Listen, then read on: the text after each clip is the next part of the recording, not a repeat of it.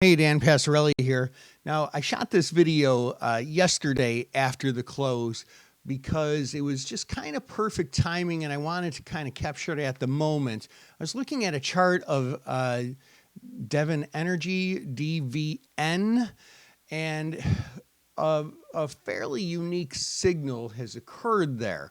So this 50-day moving average just crossed below the 200-day moving average yesterday, and that is called a death cross.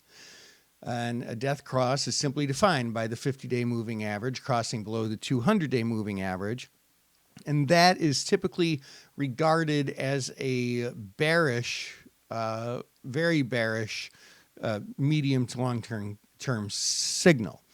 Now, the story here with DVN started last earnings, and this should give you an idea how important earnings are. Earnings came out at 212.8 cents a share versus, hold on a second. Earnings were expected to be $2.12.8 a share, but they actually came out $2.88 a share.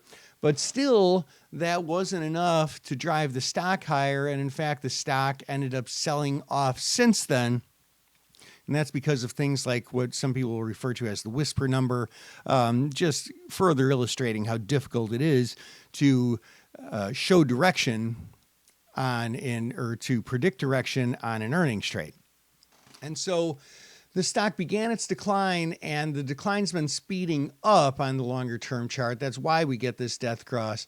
And so what we're going to want to be doing here is watching DVN going forward, looking at signs of resistance, which of course now is the 200-day moving average, not to mention that at about the $65 range and the $70 range, we see more resistance. And so because the implied volatility is significantly above historical, we might be able to find some really nice call credit spreads in DVN. So this is one that should be on your radar. I hope that helps. This is Dan Passarelli, Trade Smart.